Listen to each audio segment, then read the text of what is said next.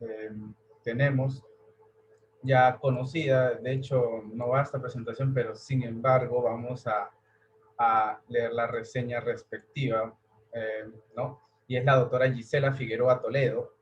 Ella es abogada por la Pontificia Universidad Católica del Perú, es especialista en Derecho en Trabajo por la Universidad de Salamanca en España, tiene estudios en maestría del Derecho al Trabajo y de la Seguridad Social en la Pontificia Universidad Católica del Perú y es una profesional con amplia experiencia en asesoría legal en organizaciones públicas y privadas.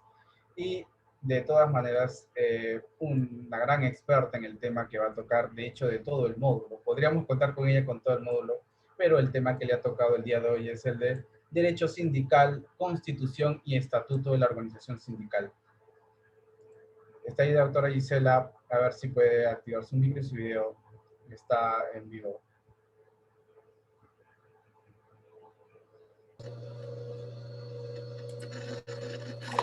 Sí, buenas tardes compañeros, compañeras, colegas. Agradecer la invitación, la gentil invitación a participar con ustedes el día de hoy. Nada, para mí de verdad es un placer porque veo que hay de los que están por lo menos en el panel algunos conocidos, colegas y algunos compañeros de los sindicatos también, ¿no? Entonces se agradece la apertura además amplia a la concurrencia. Eh, Tengo un PPT, no sé si ya empezamos con eso y me podrían dar la posibilidad de compartir. Sí, sí, doctora, está bien. Puede, de hecho, pueden compartir desde ya. Como es confitriona, Perfecto. puede compartir pantalla. Sí.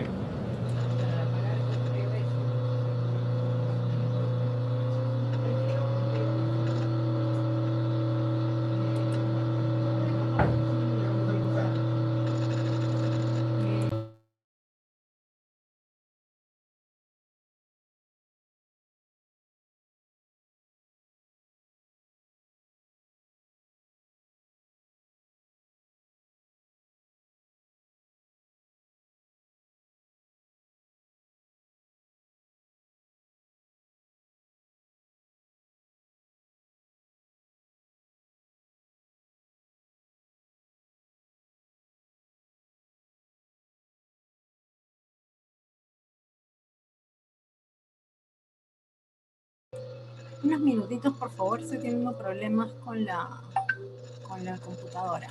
Unos minutos nada más. Sí, no hay problema, doctora.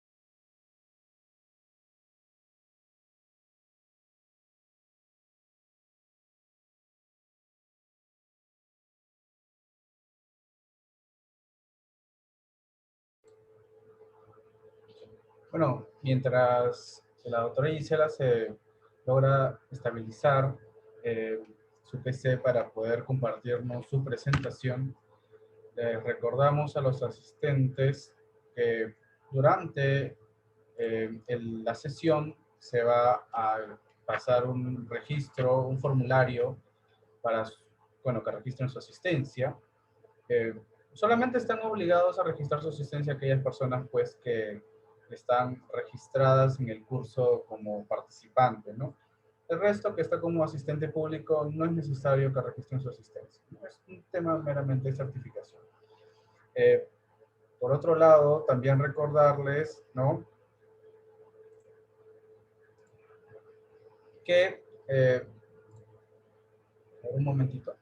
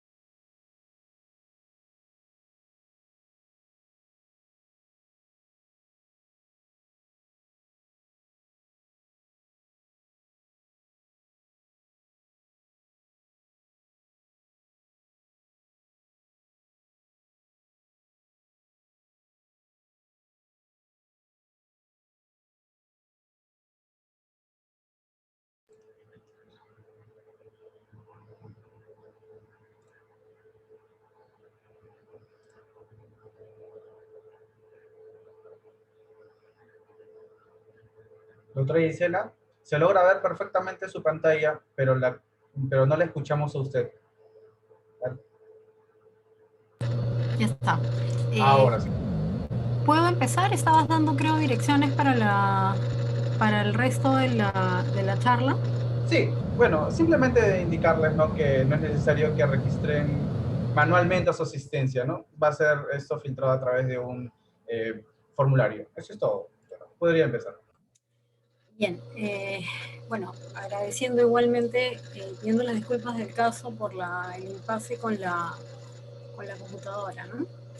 La charla del día de hoy tiene que ver directamente con el derecho a la libertad sindical en su primera esfera, pero no podemos hablar de libertad sindical propiamente si es que antes no la circunscribimos a lo que es un derecho básico fundamental, ¿no? Entonces nosotros vamos a tratar de dar un poco el contexto constitucional y de pronto supraconstitucional de lo que es el derecho a la libertad sindical, que se expresa, por lo menos el día de hoy conmigo, en la parte de la conformación de las organizaciones sindicales.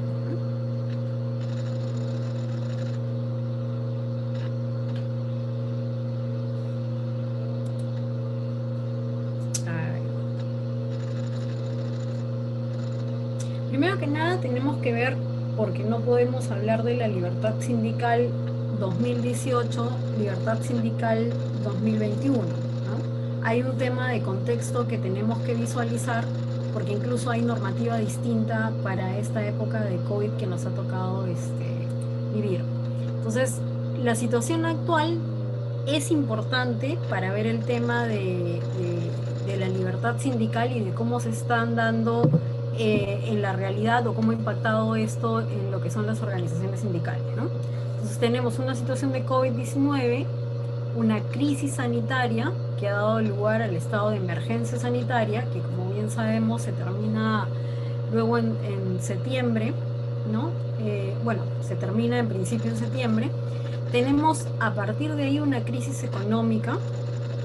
Obviamente esto no solamente nos pasa a nosotros, tiene que ver con una recesión mundial, hay caída en la producción, hay un montón de despidos y hay mucho conflicto social porque como ustedes saben, la mayor parte de las personas que trabajan pertenecen a la parte de lo que se denomina trabajo informal.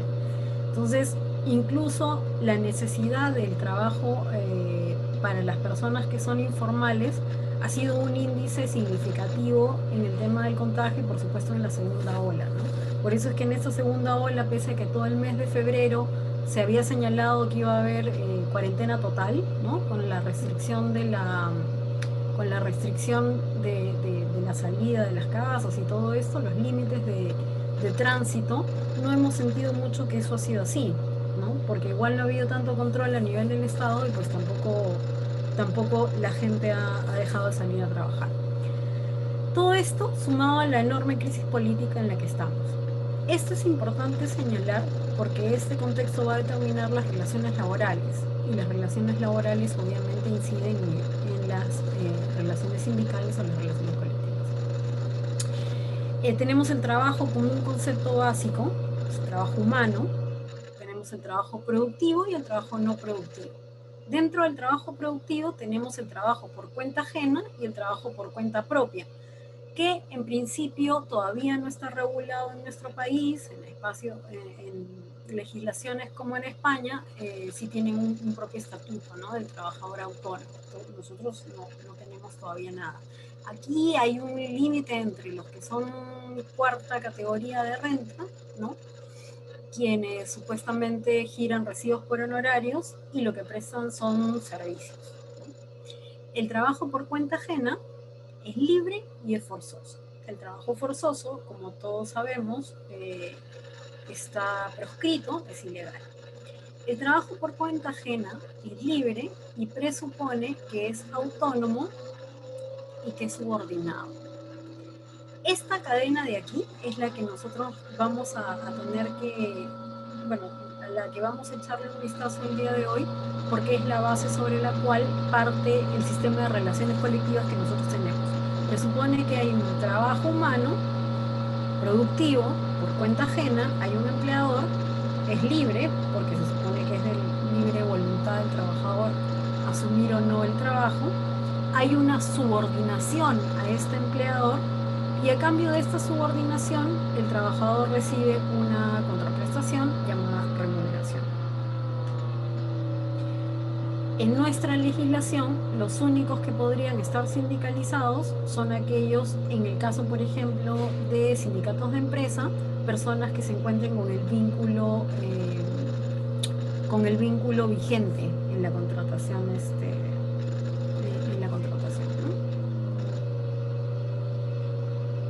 Aquí lo que tenemos que ver también es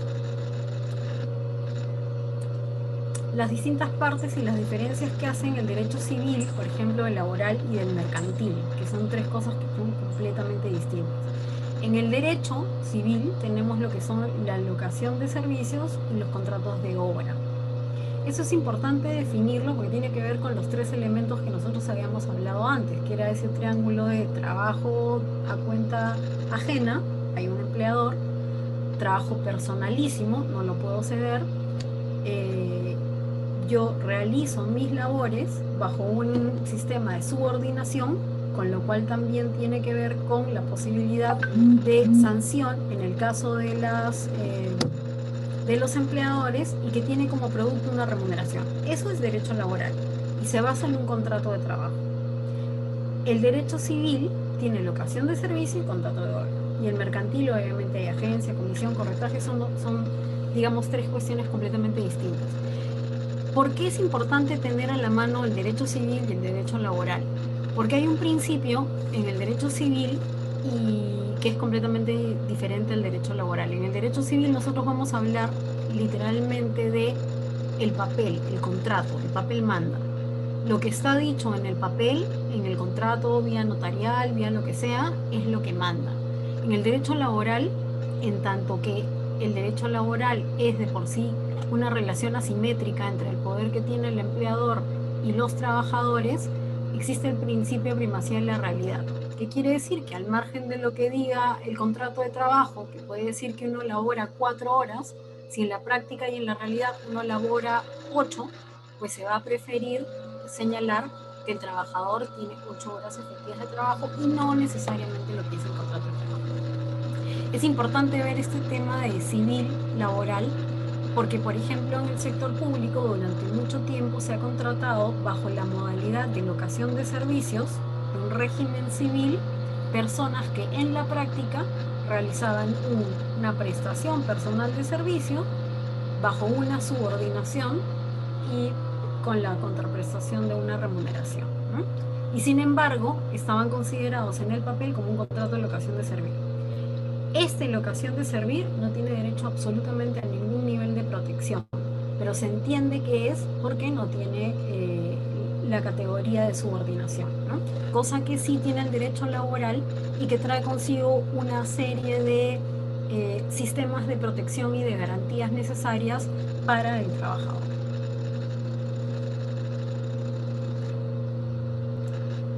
¿Cuáles son entonces, a correlato de lo que hemos señalado, los elementos esenciales? La prestación personal, la persona es natural, es una persona natural, no puede sustituir el trabajo, cosa que sí se puede hacer en la locación de servicio, porque de repente en la locación de servicio lo que yo voy a dar es un servicio y como servicio un producto. Y el elemento principal es la subordinación, que tiene que ver con el poder de dirección, fiscalización y sanción. Estos son los elementos para definir cuándo estamos hablando de un contrato de trabajo. Y las relaciones laborales colectivas se dan pues en el marco de la relación laboral propiamente, que sale o emana de un contrato de trabajo. Entonces el derecho laboral tiene, en verdad tiene varias ramas más, pero para los efectos prácticos tiene el derecho individual, el derecho colectivo. Entiendo que hace un mes han hablado ya de manera vasta de todo lo que es el contrato individual. Tiene acceso al contrato de trabajo, condiciones de trabajo. Y en lo colectivo tenemos la libertad sindical, que en realidad tiene, digamos que son tres patas de una misma silla, que son imprescindibles en su conjunto para poder señalar que existe la libertad sindical. La libertad sindical en sí es la capacidad de afiliarte a una organización sindical, que es la libertad sindical propiamente dicha, de afiliarte o no afiliarte, porque también hay una esfera negativa. Es la de constituirte con estatutos propios, es decir, la organización sindical, los trabajadores van a definir de qué manera se van a juntar, bajo qué sistema, ¿no? Los estatutos van a autodefinir cuál va a ser su reglamentación, ¿no? Eso le llaman estatuto. La afiliación y la libertad sindical también tiene que ver con la voluntad de una organización sindical, por ejemplo, de empresa o sindicato nacional, de afiliarse luego a una federación y posteriormente a una confederación, o no hacerlo. Eso también tiene que ver con lo que es la propia libertad sindical.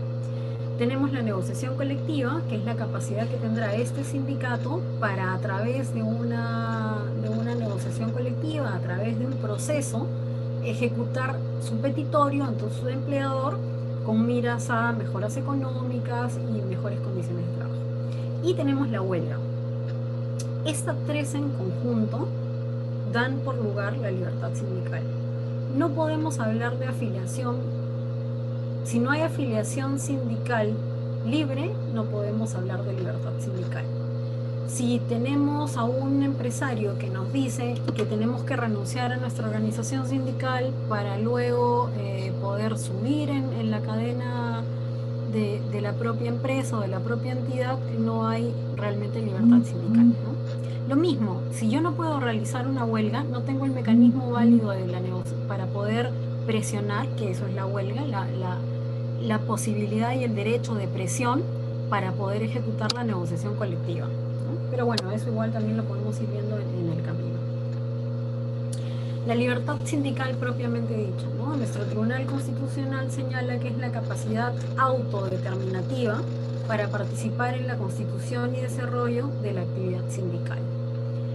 Es el derecho de los trabajadores, básicamente, a constituir y afiliarse a organizaciones sindicales, y el derecho a aquellos y estas a desarrollar actividades sindicales en defensa de los derechos y los intereses comunes, ¿no? Entonces, el derecho colectivo sale a raíz justamente de esta relación asimétrica que existe en la relación laboral. El empleador tiene los medios de producción y el trabajador tiene solo su trabajo. El empleador lo que tiene y lo que te va a señalar es dónde vas a trabajar, cómo vas a trabajar, qué es lo que vas a realizar, cuánto te va a pagar, cuántas horas vas a trabajar, y es quien además, según la ley de salud y seguridad, se tiene que encargar de toda la infraestructura de tu trabajo, ¿no? De garantizar que tú puedas laborar libremente. Sin embargo, como esta, digamos, diversa cantidad de potestades que tiene el empleador frente al sola mano de obra o trabajo que tienen los trabajadores, crea una relación asimétrica. Las organizaciones sindicales, la libertad sindical, es lo que ayuda a que esta asimetría logre estar por lo menos en algún nivel de equilibrio.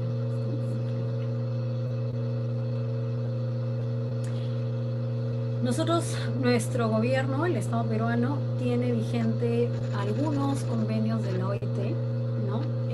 Los convenios de la OIT son parte de nuestra legislación cuando se trata de derechos humanos fundamentales y han sido ratificados por nuestro país, ¿no? En este caso, quien, digamos, defiende la libertad sindical es el convenio 87 de la OIT, que en su artículo 2 señala que los trabajadores y los empleadores, sin ninguna distinción ni autorización previa, tienen el derecho de constituir organizaciones sindicales que estimen conveniente, así como afiliarse a otras organizaciones de grado superior con la sola condición de observar los estatutos de las mismas. Es decir, el nivel de autodeterminación tiene que ser tal que no debería haber ninguna injerencia ni estatal ni particular en el caso de los empleadores. Lo mismo, el artículo 3 señala que las organizaciones de trabajadores y empleadores tienen el mismo derecho a redactar sus estatutos y reglamentos administrativos, elegir libremente a sus representantes y organizar la administración de su propia organización en la ejecución de sus actividades, ¿no? Evidentemente el convenio 87 está vigente y es vinculante para todo efecto práctico en nuestra legislación. Hablamos un poco de constitución de las organizaciones sindicales, ¿no? Tenemos primero, aquí hay varias cosas, ¿no? Tenemos las diversas formas que tenemos en primer grado de organizaciones sindicales. El más común en nuestro país, desde la Constitución del 93, es el sindicato de empresa, porque se señala, ¿no? En la propia, bueno, aquí de pronto tendríamos que hacer un alto de pronto en ver el tema de la jerarquía, el tema de las jerarquías, bueno, que ahorita está tan de moda hablar de la pirámide de Kelsen, ¿no? Pero habría que ver un poco el tema de las jerarquías. Lo normal y lo que debería suceder en todo país, ¿no? Es que sea la Constitución, la Carta Magna de todo país, quien dota de las políticas que han elegido los gobernantes, los constituyentes, y que bajo esa Constitución deben estar todas las normas legales, ¿no? En nuestro caso, en este país, pasó al revés. En el año 91 se da la Ley de Productividad y Competitividad Laboral, que es lo que ahora nosotros conocemos como Decreto Legislativo 728 y que todavía se encuentra vigente, el cual rige todo lo que es la actividad privada. 91. Está Fujimori de presidente. En el año 92 se da la Ley de Relaciones Colectivas de Trabajo, la misma que todavía está vigente, parchada por 20.000 decretos supremos, pero vigente finalmente, con reglamento también parchado, y que abiertamente eran inconstitucionales para la Constitución que estaba vigente antes de la 93. Entonces, si nosotros tenemos cómo explicar el golpe del 93, del 5 de abril, tiene que ver con esto. Primero se aprobaron normas de rango legal y luego se cambió la Constitución para poderlas ratificar, ¿no? Entonces, es así que nosotros vamos a ver una historia distinta antes de los 90 y después de los 90 en todo lo que son las organizaciones sindicales. Antes de los 90 probablemente el nivel de sindicalización era bastante alto, ¿no? En el sector público casi el 80% y en el sector privado también era bastante alto. Y la negociación colectiva tenía otra dinámica y la protección al contrato de trabajo igual, ¿no? Entonces, vamos a ver que hay una diferencia antes del 90, después del 90. Y como le digo, les comento que en este país fue al revés. Primero salieron las dos leyes, la 728, la Ley de Relaciones Colectivas, y luego se legitimaron con la Constitución del 93. Entonces, en estas normas de la Ley de Relaciones Colectivas de Trabajo, ¿qué cosa es lo que señala? Que a falta de acuerdo de partes, pues será a nivel de empresa la negociación. Entonces tenemos una negociación que es a nivel de empresa, tenemos una organización sindical que es de oficios varios o de actividad, y tenemos una fórmula de organización sindical de gremios. Para formar una organización sindical de empresa necesito 20 trabajadores. Para formar las otras formas, valga la redundancia, para formar los otros tipos de sindicato, necesito 50 trabajadores. Esto es en el sector privado. En el sector público es un poco distinto, porque el sector público tiene también otro tipo diferente de leyes, ¿no? Tiene trabajadores que están en la 276, que es la carrera pública esencial, la norma primigenia. Están los trabajadores CAS, ¿no? Que están desde el 2008 bajo el régimen del decreto legislativo 1057, que en teoría deberían ir, se dijo que el CAS era un régimen temporal, debería ir muriendo lentamente. El día de mañana hay pleno y aparentemente van a derogar el sistema de CAS, pero bueno, ese es otro tema. Y también tienen personal que está sujeto al decreto legislativo 728. Entonces, hablar de la negociación colectiva en el sector público es ya otra cosa completamente diferente, que también, si ustedes tienen preguntas sobre el particular, seguramente lo podemos conversar un poco hacia el final, pero es una lógica diferente. Y ahorita, en este momento, la negociación colectiva en el sector público está estancada. Podemos conversar, si ustedes quieren, luego de eso. Luego tenemos lo que es la sección sindical y luego tenemos lo que es la delegación. La delegación, a diferencia de la sección sindical, se hace cuando en una empresa o una institución no quieren formar una organización sindical, y entonces lo que tienen es la elección de delegados, ¿no? Yo he visto delegaturas, por ejemplo, en el caso de la SBS, que hasta hace poco no tenía organización sindical y que lo que hacía era buscar representantes de todas las áreas, firmar un pliego petitorio mínimo y señalar que estas personas iban a ir a negociar a nombre de todos los trabajadores que firmaban, ¿no? La sección sindical, por el contrario, se hace en entidades en donde no se pueda realizar sindicatos. Es decir, la sección sindical se hace, por ejemplo, en empresas que tienen menos de 20 trabajadores. Todas pueden negociar, la sección sindical puede negociar, la delegatura también. Parte de la libertad sindical es poderse afiliar o no a una federación, y también parte de ello es poderse afiliar o no a una confederal. En el caso de las federaciones, ¿qué cosa se necesita para hacer una federación? Necesitas más de 2 sindicatos. A partir de 2 sindicatos puedes formar una federación. Y para una confederal lo mismo, necesitas 2 federaciones.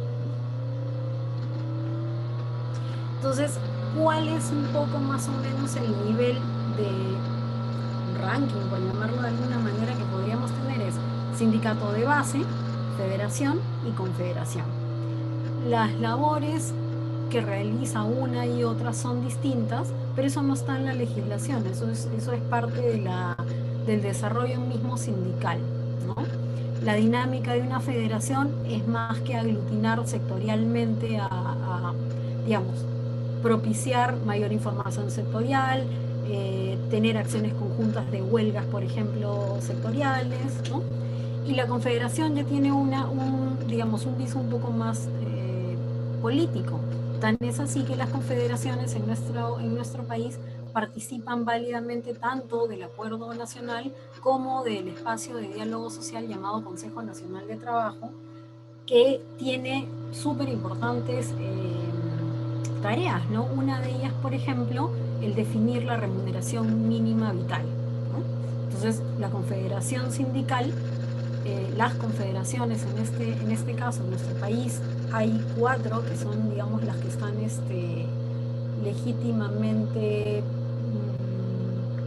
legítimamente reconocidas, ¿no? Que son la CGTP, la CUT, la CAP y la CTP, CUT, CAP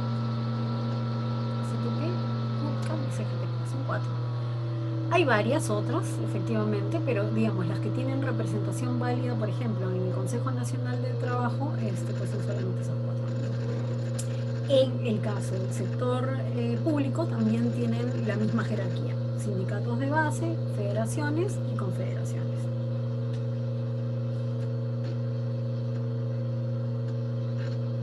Entonces, ¿cuál es el proceso para constituir una organización sindical?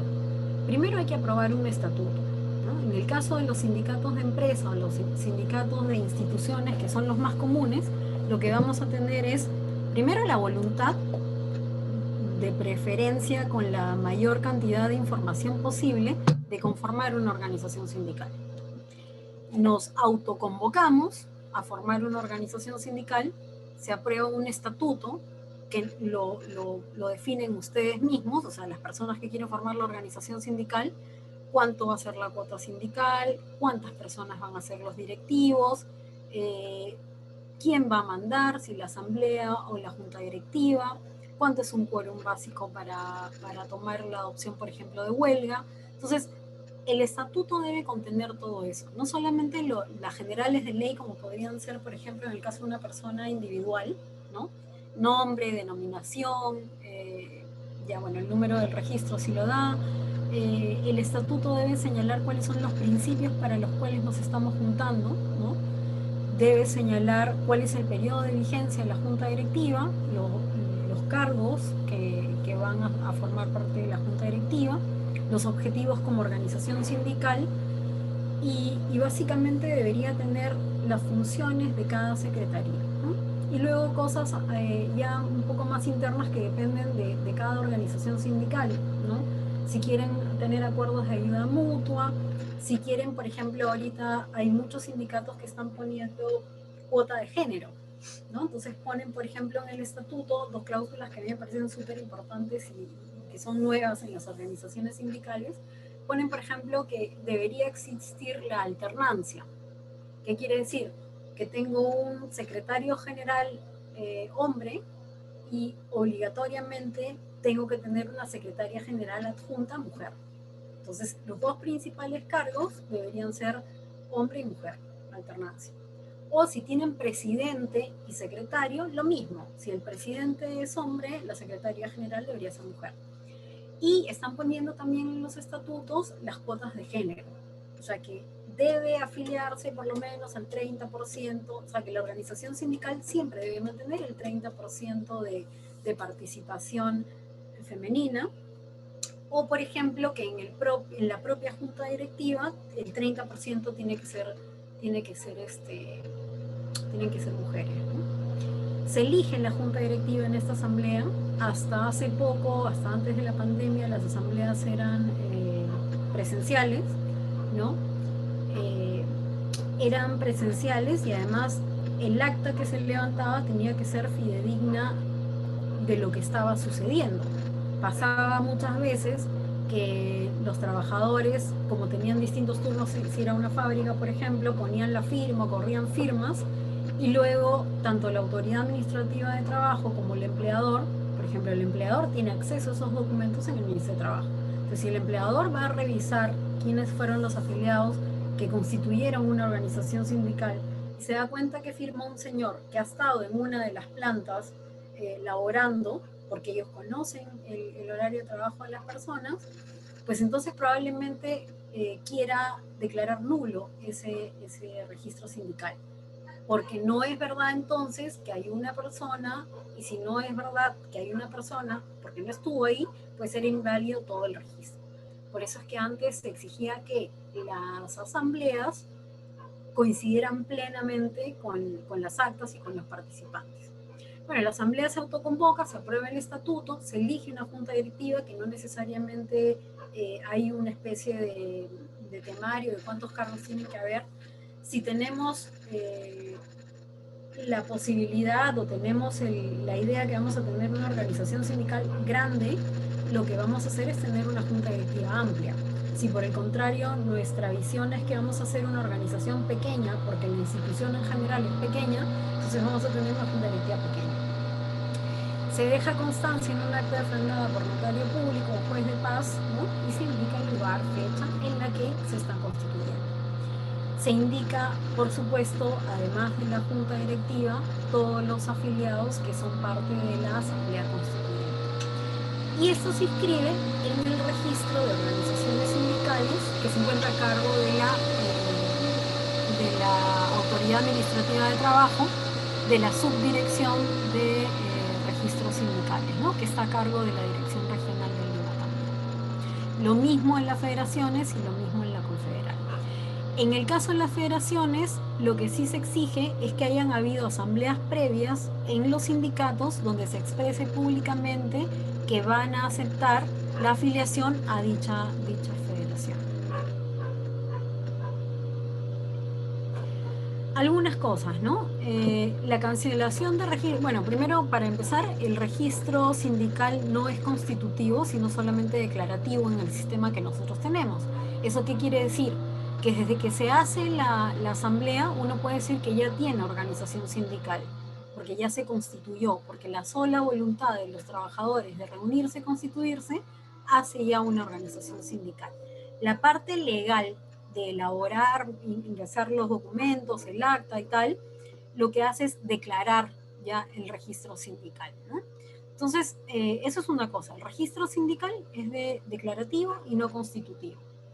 La única forma que hay de cancelar un registro no es vía administrativa, el Ministerio de Trabajo no puede cancelar registros sindicales. La única forma de cancelación de registro es iniciar un proceso judicial de nulidad de registro sindical. Y la única forma que debería haber sería ante la pérdida de los requisitos constitutivos. Y no es automática, la tiene que pedir alguien en el Poder Judicial. Administrativamente, ni siquiera SUNAFIL va a señalar que hemos perdido los requisitos constitutivos, nada. O sea, en cuanto a lo que es autoridad administrativa, pues no se puede cancelar un registro sindical. Ha habido solo un caso que yo he visto en los últimos años en donde no es que hayan cancelado el registro, sino que no han permitido la inscripción de un registro. Y tenía que ver directamente con un registro sindical de un sindicato del SUTE, que en la parte de los estatutos, si bien el Ministerio de Trabajo no tiene que poner énfasis en cuáles son tus principios ni cuáles son tus objetivos, porque en eso coincide, en eso consiste la autodeterminación sindical, en este particular caso los límites de esa autodeterminación viene siendo la legalidad. Y en este registro se hablaba de la lucha armada y algo que tiene que ver con cosas que están proscritas, ¿no? Entonces, no se le permitió la inscripción. Por eso, entonces, los límites de la autodeterminación es la propia ley, ¿no? La reinscripción es 6 meses después y pues en realidad no se impide crear un nuevo sindicato, ¿no? Aquí hay un caso muy puntual que es de la empresa de Hermes. En el caso de Hermes, claro, hay distintos niveles de empresas que pueden ser muy proclives a las organizaciones sindicales y otras no tanto, ¿no? En el caso de Hermes, desde hace más de 15 años se viene tratando de lograr la inscripción de un registro sindical y la conformación de una organización sindical. Primero devuelven los trámites diciendo no firmaste esto, no firmaste aquello, no tiene requisitos por encima de la ley. Y lo claro y real es que hace más de 2 o 3 años que estamos entrampados en un proceso con esa empresa porque no quiere tener una organización sindical, ¿no? Podemos hablar también en la siguiente parte de la exposición de las infinitas formas que hay de agravios a la libertad sindical. En el caso de Hermes, por ejemplo, ellos ahorita son menos de 20 trabajadores y por lo tanto habrían perdido los requisitos constitutivos para ser una organización sindical. Sin embargo, como estamos diciendo que la única forma de que el registro sea cancelado es vía judicial, y para decir que ya causa efecto la nulidad de ese registro, se requeriría pasar por las 3 instancias del Poder Judicial. En el caso, por ejemplo, de Hermes, son menos de 20, no han podido cancelar el registro del Ministerio de Trabajo y hay una negociación colectiva en curso. ¿Por qué hay una negociación colectiva en curso? Porque todavía hay organización sindical hasta que el Poder Judicial señale que no existe más. algunas observaciones, ya un poco con referencia al estatuto, ¿no? Se aprueba también mediante asamblea, se presenta para el registro de las organizaciones sindicales, se presenta al empleador para la deducción de cuotas sindicales. Al empleador no tendría por qué interesarle el contenido del estatuto, pero en tanto a las propias organizaciones sindicales les interesa hacer el descuento sindical por planilla, deberían pasarle, cuando hay una constitución, la copia del estatuto a la entidad. Ahora, no deberían, de pronto incluso hasta deberían solamente pasar la parte del acta o de la parte donde se señala cuál es la cuota sindical y el permiso de cada trabajador al descuento de sus remuneraciones para la cuota, ¿no? Y luego existe también la modificación de los estatutos, porque también se puede modificar el estatuto, ¿no? Cuando salió la ley, por ejemplo, de salud y seguridad en el trabajo en el 2011, y se empezó a sacar el reglamento, y esta norma, como ustedes sabrán, tiene mucha incidencia en lo que es la participación de las organizaciones sindicales. Entonces, hubo la necesidad en los estatutos de crear, a partir más o menos del 2011 en adelante, dos secretarías. La Secretaría de No Discriminación, que tiene que ver con igualdad de género, y la Secretaría de Salud y Seguridad Ocupacional, ¿no? Porque son temas nuevos que les interesan a las organizaciones sindicales y por lo tanto quisieron cambiar los estatutos. También es fácil, se tiene que hacer una reunión de asamblea, hay una solicitud suscrita por la junta directiva, copia simple del acta y bueno, copia simple también del nuevo texto, ¿no? Entonces, el estatuto tampoco es que esté petrificado en el tiempo. El estatuto, si bien es cierto, es como la constitución para nosotros peruanos, debe ser la constitución para los trabajadores organizados. Y el registro sindical debe ser algo así como el DNI. Por eso es que les decía que no es constitutivo sino declarativo. Una persona mayor de 18 años existe pese a que no haya sacado DNI, ¿no? Entonces, las organizaciones sindicales existen, pero van a poder ejecutar las acciones legales a partir de que se les otorga el registro sindical.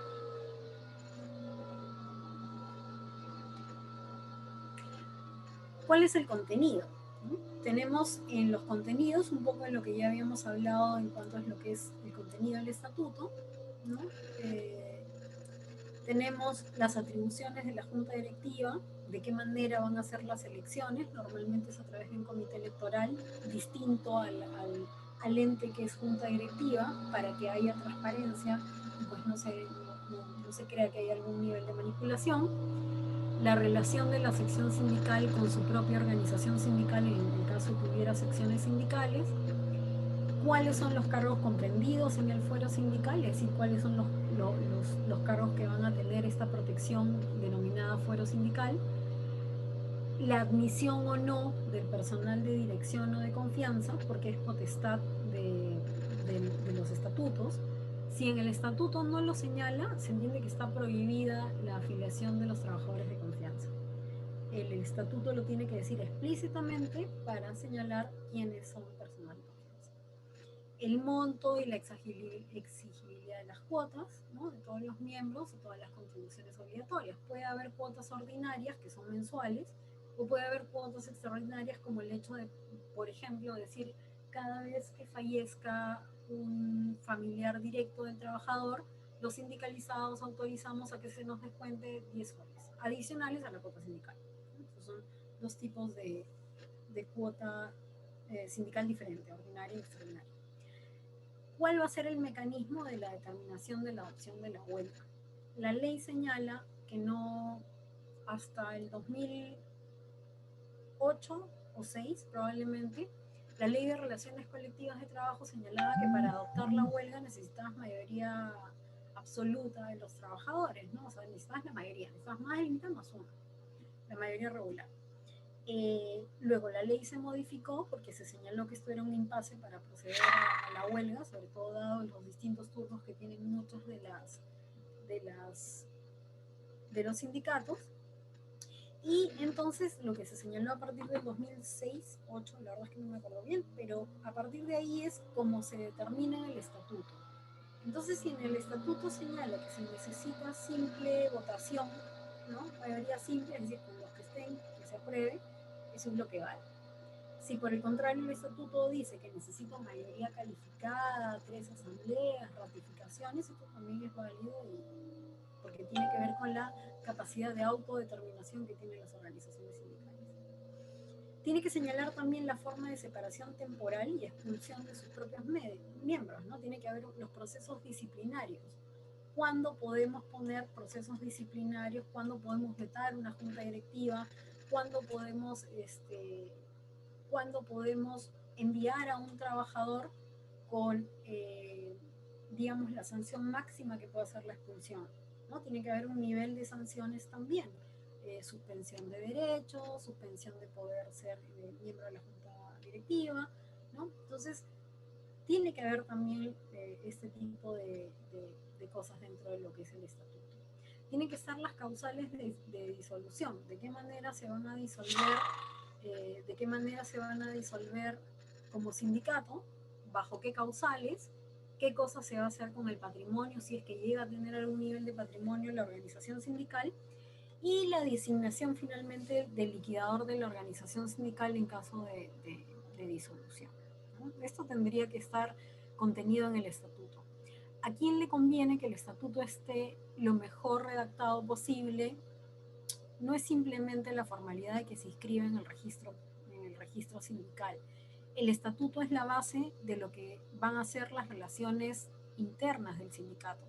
Entonces, cada vez que haya más huecos o cada vez que haya más deficiencia en el contenido de un estatuto, va a haber problemas internos siempre, porque la interpretación va a llevar a que la mitad diga una cosa, la mitad diga otra, ¿no? Y cada estatuto debería dar solución a la problemática concreta de cada empresa o cada institución. Entonces, lo que menos se recomienda en este caso es que sea copia y pega de cualquier otro estatuto. Lo mismo que se recomienda en el caso de las negociaciones colectivas, ¿no? No está bien copiar y pegar. Las relaciones laborales son distintas en cada institución.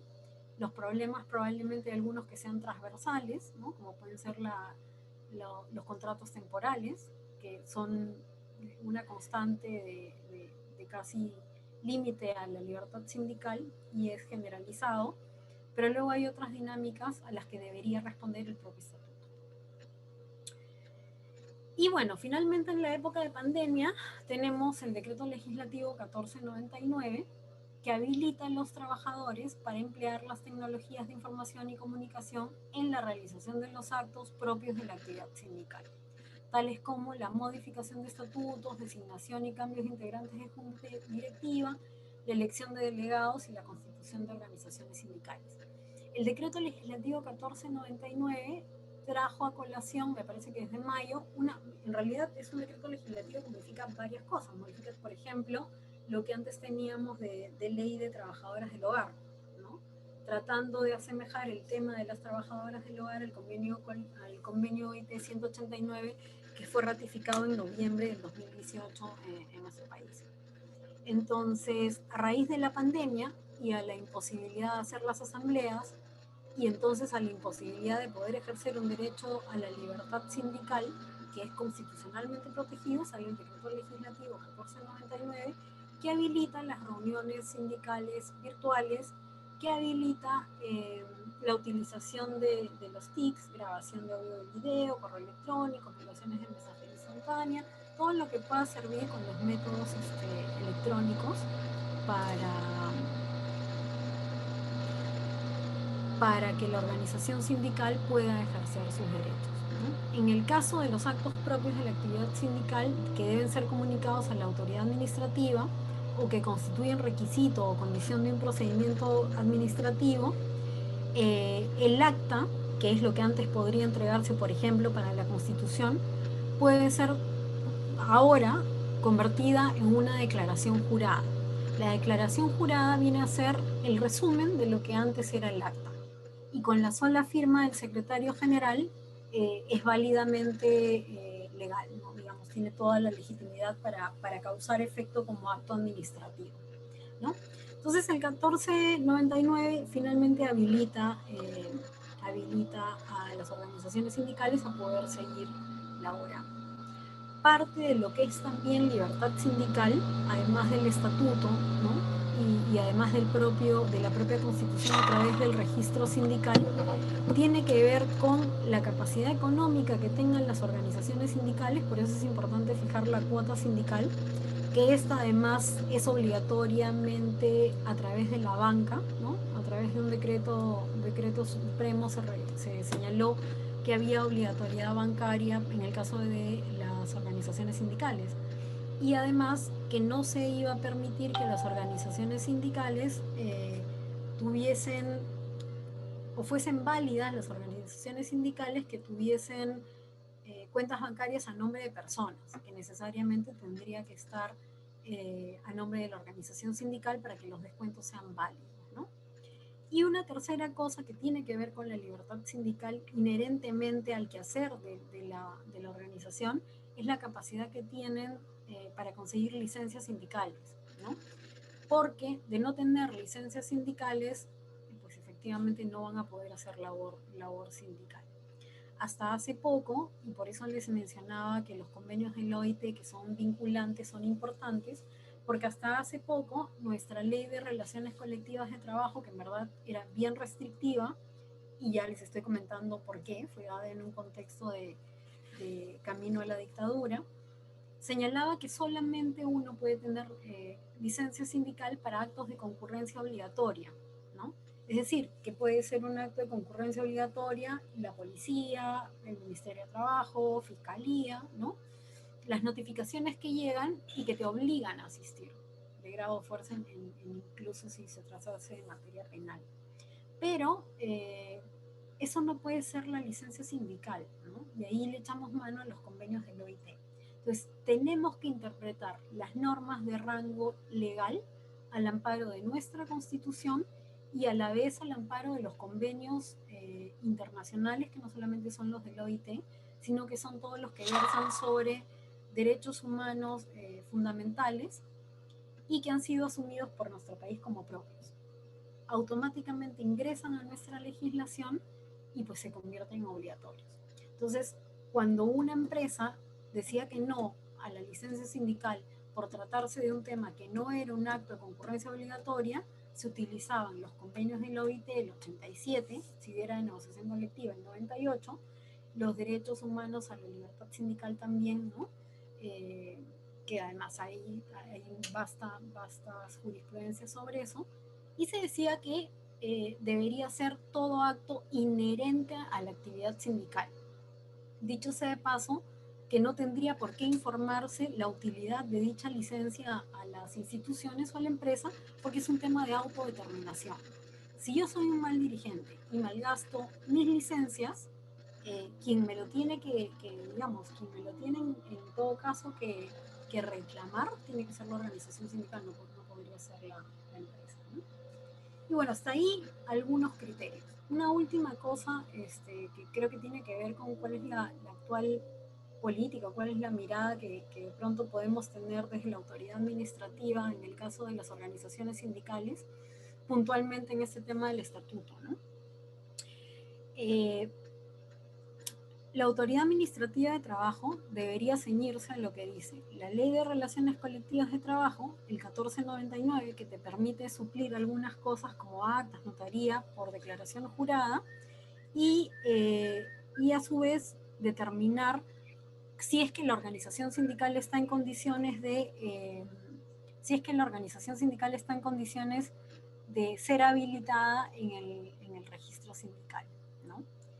En la época de pandemia, lo que pasó fue que a través de este 1499 sacan solamente estas tres normas de cómo va a ser la relación interna del sindicato, cómo va a ser la relación del sindicato con la autoridad administrativa, cómo se van a hacer los registros sindicales y también cómo van a ser las relaciones entre las empresas y sus sindicatos. Pero durante toda la época de pandemia ha habido un desfase, porque han habido muchas organizaciones sindicales cuyo periodo de vigencia sindical terminó, entonces quedaron acéfalos. Si el ministerio hubiese tenido a bien sacar el 1499 de la misma manera que lo dictamina para el caso de los comités de salud y seguridad, porque este decreto legislativo 1499 señala para el caso de los comités de salud y seguridad que se convalidan todos los actos hacia atrás de este comité en tanto no había sido posible durante toda la época de cuarentena realizar las reuniones si es que hubiese caducado el periodo del comité. Lo mismo se hubiese esperado que se haga a las organizaciones sindicales, de tal manera que las organizaciones sindicales que lamentablemente perdieron vigencia en la época de cuarentena y antes que salga esto, pues no pudieron hacer ni revalidar ni realizar su acción sindical cuando el momento en que se vivía justamente ameritaba que las organizaciones sindicales estén más presentes en la cogestión de la crisis con las empresas y con las instituciones. Entonces, desde ahí podemos ver que hay un sesgo en la autoridad administrativa que no es muy pro libertad sindical, pese a que el mandato constitucional señala que la libertad sindical debe ser garantizada, la negociación colectiva promovida y la huelga regulada. Esas tres palabras en la Constitución también significan algo. Los verbos para los abogados son fundamentales, ¿no? Porque significan cuáles son los límites.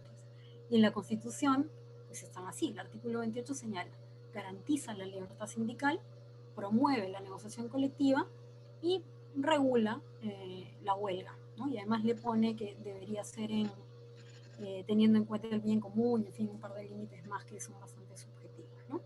Pero bueno, eso simplemente como un comentario.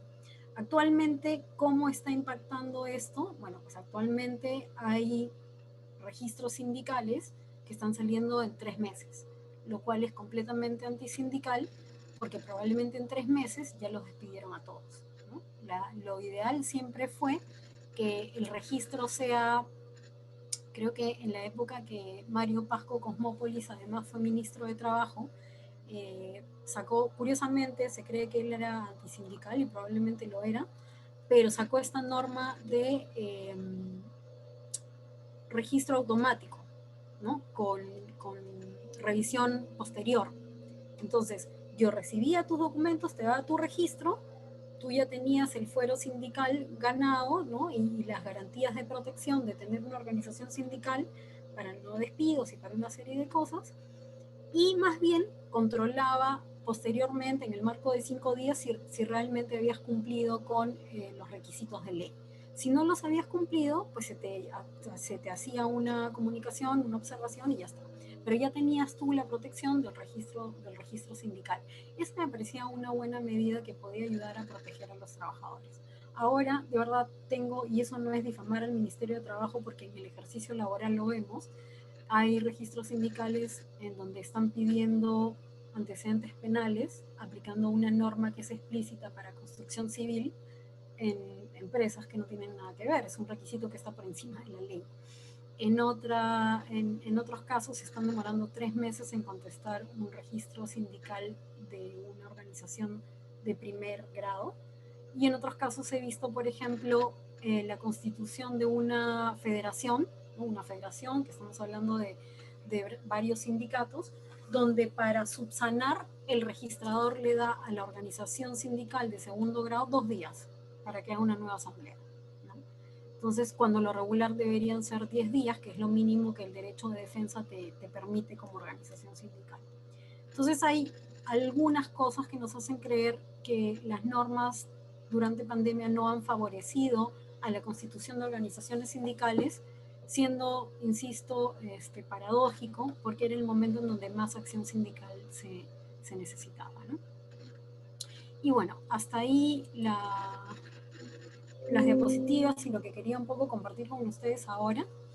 Y pues no sé, aquí para de pronto preguntas, intervenciones, comentarios, ¿no? Bueno, doctora, bueno, de todas maneras ha sido una brillante exposición. Y bueno, parte del sindicalismo, desde mi perspectiva, es la política propiamente. Entonces, sindicalismo sin política no tendría sentido alguno, ¿no? Entonces, ante esto yo tengo una cuestión, una pregunta de algunos temas que se han venido tocando a través de justo de la pandemia y con la derogación del decreto de urgencia 016-2020, ¿no? Y usted comentó al inicio de su exposición y advirtió que las negociaciones colectivas, al menos en el sector público, estaban pero peor que en el sector privado, supongo. Entonces, por ahí hay unos comentarios, ¿no? De también abogados, especialistas en la materia, que indican que esto frenaría o frena, o la derogación frena algunos convenios colectivos o la negociación propia, la negociación colectiva. Pero, ¿qué tan cierto es esto? ¿Es verdad? Porque uno se hace, o sea, uno se pregunta, ¿no? Antes de la emisión de este decreto, ¿cómo se negociaba? ¿No?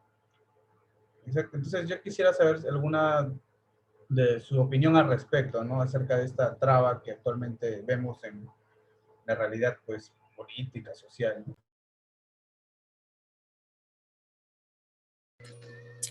Ahí comentaré un par de cosas, ¿no? Como les había dicho, la negociación colectiva en el sector privado es muy distinta a la negociación colectiva en el sector público, ¿no? La norma esta del 014 y 016 que se dan en el periodo de interregno parlamentario tenían ya de la propia comisión permanente que queda del Congreso anterior el viso, digamos, el dictamen de inconstitucionalidad. El decreto de urgencia 014, en mi opinión, yo creo que es compartida con muchos colegas, tenía demasiadas trabas y tenía fuerte injerencia del MEF, ¿no? O sea, es decir, esta idea de negociar entre las partes, ¿no? Era completamente desvirtuada, porque ahora se determinaba a través del MEF, de un dictamen que es distinto al dictamen que elabora el Ministerio de Trabajo y que además es referencial, ¿no? El MEF iba a definir cuál era el monto máximo sobre el cual se podía negociar, ¿no? Y entonces era el MEF el que iba a plantear los montos de negociación. Entonces tú te preguntas al final, ¿para qué negocio? ¿Para qué me siento? ¿Para qué pongo el pliego petitorio si quien va a definir cuánto me van a pagar va a ser el Ministerio de Economía y Finanzas, ¿no? Y eso era peor todavía, o eso era peor porque está derogado, pero era peor en las empresas públicas del Estado sujetas a régimen privado, porque a esto se le ponía el agravante de que no solamente iba a definir el MEF, probablemente FONAFE, los montos a negociar, sino que también el directorio de la empresa tenía que decir si estaba de acuerdo o no. O sea, había comisión negociadora de la empresa, con comisión de los trabajadores, el dictamen del MEF que se tenía que asumir y además el directorio, que si el directorio no estaba de acuerdo, pues tampoco había negociación. Con lo cual tú dices, bueno, entonces hay 4 elementos aquí que negocian y no necesariamente se está respetando el acuerdo de voluntades. Otra de las cosas que era sumamente lesiva y que uno no entiende de dónde salió es queda prohibido negociar el año anterior a una elección, o sea, el año pasado no hubiésemos podido negociar o no deberíamos haber negociado ninguna organización del sector público, y queda prohibida también la negociación el año de elecciones. Entonces, durante 2 años las elecciones no hay. Y además de eso te ponían una serie de excepciones tipo si el PBI baja tanto, si hay una crisis, si terremotos y tal, el Estado puede irrogarse la facultad de suspender los convenios colectivos, ¿no? Luego impone la negociación colectiva por 2 años, ¿no? Siendo que el caso que hay algunas empresas públicas del Estado, justamente como todas las que dependen de SEDAPAL, que negocian de año en año. Entonces ahí les estaba imponiendo un periodo de plazo máximo, ¿no? Y había una serie de limitaciones, otra de las cuales decía, en el 2020 solamente y excepcionalmente van a poder negociar las instituciones públicas o empresas públicas del Estado que no hayan recibido un solo sol, ni por remuneración ni por condiciones de trabajo, desde el 2016. O sea, los únicos que iban a estar habilitados para negociar en este año, el año pasado, perdón, iban a ser los que en 4 años no habían recibido una remuneración o no hubiesen tenido convenio, ¿no? Lo cual también dejaba un limbo, porque hay muchas organizaciones del sector estatal que negocian colectivamente, tienen un laudo, pero las instituciones lo impugnan y no ven el contenido del convenio colectivo hasta 5 o 6 años después, ¿no? Entonces, todos esos impases tenía el 014. Y bueno, el 016 ya tiene que ver directamente con la injerencia judicial y la injerencia en el derecho mismo al trabajo, ¿no? Pero bueno, ese ya es otro tema. Entonces, al haber sido derogado el 014, todos entenderíamos que todo vuelve a foja cero. Y foja cero es qué cosa es lo que había antes del 014. Los trabajadores de la 276, que son los que básicamente no tenían negociación colectiva, lo que hacían eran convenios interpartes, pero por ejemplo ahí salen los temas, un ejemplo, ¿no? Que le llamen escolaridad y que la escolaridad se la den a todos los trabajadores independientemente de si tienen hijos o no. Porque lo que quieres hacer no es dar escolaridad propiamente, sino lo que quieres hacer es una forma para que esos trabajadores que tienen prohibición de aumentar sus remuneraciones perciban una bonificación adicional. Entonces, para los trabajadores de 276 se han inventado una serie de conceptos de bonificación ante la prohibición de aumento de remuneraciones. Entonces, cuando el MEF ha querido satanizar la negociación colectiva, porque yo recuerdo que las discusiones han sido satanizando la negociación colectiva en el sector público, señalaba, por ejemplo, y solamente han sacado de ejemplo una municipalidad, la municipalidad de Chiclayo, donde había un bono por 14 de febrero, por ejemplo, ¿no? Una cosa así que tú dices, o sea, claro, regalan la plata del Estado, ¿no? Había otro bono que era el bono de la escobita.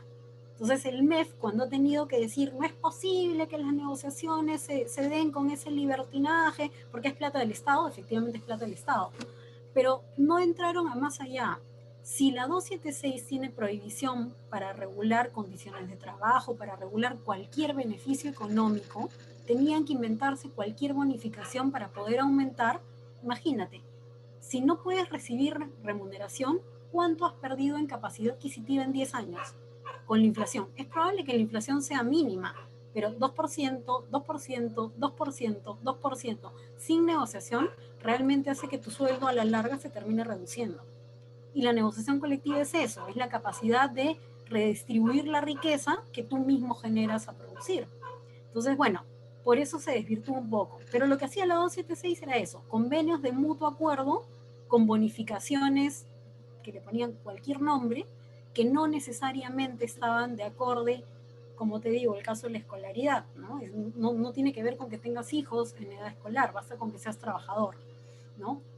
O cosas por el estilo. Bonificación de cualquier nombre con tal de subir un poco la capacidad adquisitiva de los trabajadores.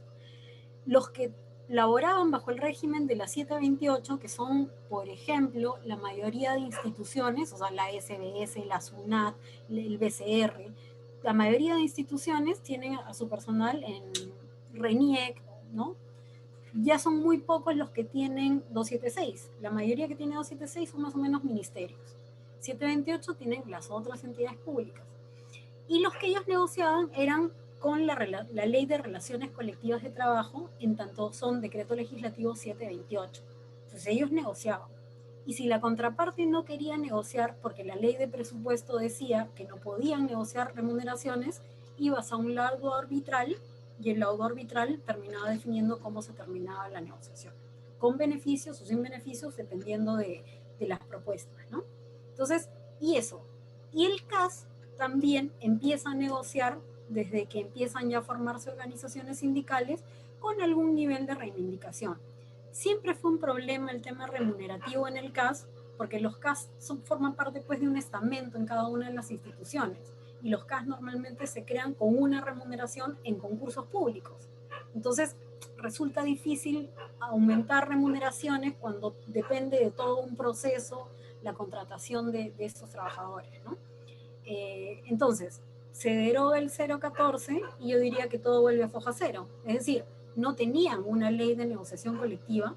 El Tribunal Constitucional manda al Congreso a que saque una ley de negociación colectiva para públicos para ordenar el sistema. Sale el 014, que no es eso, porque eso era un límite total a la negociación colectiva, se deroga y lo que dice el MEF es, como no hay 014, hay una laguna. Y como hay una laguna, que no existe, yo no sé dónde está, como hay una laguna, se suspende todo. Y entonces ahorita lo que hay es un comunicado que lo sacaron el día 4 creo de febrero, 4 de febrero primero salió así como que en el portal del MEF, ¿no? Se comunica que al haber sido derogado el 014 y al haberse dado un vacío legal, una laguna, quedan suspendidas las negociaciones colectivas. Eso ha tenido dos efectos. Se cuestionó muchísimo el comunicado, porque no tenía firma, porque no decía nada, ¿no? No tenía ningún revestimiento legal. Y al día siguiente, ¿qué hicieron? Lo publicaron en el peruano, en la parte de normas legales. Entonces, el comunicado 001-2021 MEF.ta es el comunicado publicado en el marco de normas legales del peruano que señala que quedan suspendidas las negociaciones colectivas al haber un vacío legal. De verdad no hay vacío legal. O sea, se deroga y lo que pasa es lo que siempre pasó. La gente debería seguir negociando. Y otra de las cosas que ha perjudicado muchísimo a las organizaciones sindicales es que ese comunicado, que no entra dentro de ningún lado en la pirámide de Kelsen, no tiene jerarquía legal, no tiene asidero legal, en la parte final del comunicado señala que serán sancionados administrativa y penalmente los funcionarios que realicen actos contrarios al comunicado. Entonces, encima de que se inventan una forma nueva de legislar, por encima de la Constitución, a través de un comunicado, tiene esta situación de amenaza para el funcionario público que sí quiere cumplir con el derecho a negociación colectiva. Entonces, lo que yo sé que pasa ahorita en la realidad es que los pliegos que han sido recibidos por las autoridades, que tenían que haber sido entregados hasta enero, los han recibido y los están devolviendo, ¿no? En atención al comunicado 001, te devuelve tu pliego. Y cuando lo envías al Ministerio de Trabajo, el Ministerio de Trabajo hasta ahorita no ha dicho nada, los pasa a servir. Y servir no ha dicho nada. Pues lo que hay ahorita es doble perjuicio. Y el doble perjuicio es el siguiente. Los convenios colectivos que estaban vigentes han sido suspendidos. Por ejemplo, la escolaridad de muchos trabajadores que ya no van a negociar este año porque está en suspenso, pero tenían vigente el convenio anterior. Entonces, de pronto, en escolaridad les tocaba 700 soles porque eso decía el convenio. Y lo que han hecho es, no, ¿sabes qué? No te puedo pagar el convenio porque la negociación colectiva está suspendida. Lo que te voy a pagar es lo que el Estado ha previsto para todo servidor público, que son los 400 soles que por ley le dan a todos. Entonces, han suspendido todos los efectos legales, prácticos, de los convenios que estaban vigentes y están devolviendo los nuevos pliegos que corresponden al presente año. Entonces, ahí hay efectivamente una vulneración al derecho a negociación colectiva total. O sea, la opinión del MEF es que hay un vacío, la mía es que no hay ningún vacío, lo otro es que uno no puede legislar a través de comunicados. O sea, eso no resiste ningún asidero legal, ni exigibilidad, ni nada. Pero lamentablemente los funcionarios públicos han optado por temerle al MEF y bueno, suspender la negociación colectiva. Eso es lo que pasa en el sector público. En el sector privado han habido algunas negociaciones colectivas exitosas porque depende mucho del rubro, ¿no? Por ejemplo, la empresa Bacus no podría poner de pretexto ahorita que no tiene plata producto de la pandemia porque han estado haciendo agua, al principio incluso hasta quisieron hacer cerveza, y bueno, entonces ellos han estado trabajando normal, ¿no? Hay otras instituciones obligadas a trabajar que también han producido. Por ejemplo, todos los camiones de Prosegur, todos los que son vigilancia, todos los trabajadores que tienen que ver con transporte de valores, tampoco las empresas podrán decir que, pues que por la pandemia no pueden negociar, porque han seguido trabajando igual. Entonces, para la negociación colectiva, y eso es un anticipo para la reunión de la próxima semana que van a tener con la doctora Caballero, es eso, ¿no? Uno de los puntos principales que se necesita para la negociación colectiva es el acceso a la información. Yo no puedo quedarme con la propia opinión de la empresa diciéndome que no tiene plata, cuando yo he visto además que ha generado ingresos, que la gente ha trabajado normal y que el producto se ha vendido. Totus, por ejemplo, ¿no? Entonces, en el tema de libertad sindical, como digo, es una pata. Si no tienes acceso a negociación colectiva, no tienes libertad sindical. Y si dentro del marco de una negociación no puedes ejecutar una huelga o no puedes tener un arbitraje que ponga fin a la negociación, no tienes libertad sindical tampoco. Son tres patas de un mismo derecho. Sí, doctora, bueno, muchas gracias por la respuesta. La verdad que, bueno, ha zafado algunas dudas que seguramente tenían muchos de los asistentes. Y es cierto, ¿no? Lo del MEF, incluso los que litigan, usted sabrá, me dejará mentir que yo no recuerdo al menos que un informe del MEF sea favoratorio. Bueno, si hay dinero, nunca lo dicen, ¿no? O sea, más allá de, ¿no? Entonces, y respecto a la preferencia, bueno, cuando ya tiene un derecho ganado y darle un beneficio que es menor, también, bueno, vulnera los derechos, ¿no? De algo ya ganado, obtenido, eh, por medio de una negociación colectiva. Y lo de los comunicados sí fue bastante sonado y, bueno, es bastante escandaloso, ¿no? Ponerlo en una sección también de legislación, ¿no? Ni siquiera se han esforzado en hacer otro decreto de urgencia, no sé, nada. O sea, es un comunicado bastante simple, todas. Bueno, tenemos ya empezado a llegar las preguntas, que por cierto, les recordamos a los asistentes que lo vayan realizando porque es su oportunidad. Raúl Ángel Alba Caballero nos pregunta, ¿no? En el sector de agroexportadoras, ¿los obreros deben establecer sindicatos u otro tipo de organización para buscar mejoras laborales con las empresas? Esa es su pregunta, doctora. Pero el sector agroexportador nos ha dado cátedra de cómo son las organizaciones en estos últimos años, ¿no? O sea, como decía al principio, tenemos que ver también un poco el contexto, porque no es el Perú que tenemos ahorita no es el Perú del 2015, ¿no? Se logró en el Congreso, a mí me parece de manera errónea, la derogatoria de la ley 27360, que es la ley de agroexportación que permitía la temporalidad de los contratos y que hacía pues que los trabajadores vean licuada su CTS, vean licuada su gratificación y tal. ¿Por qué digo que era errada? Porque bastaba con derogar 2 artículos de esa ley, no había que derogarla toda.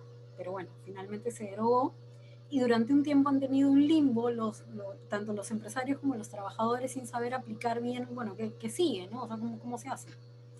Y lo que optaron los empresarios es, como no estoy muy seguro de cómo te tengo que pagar, no te pago.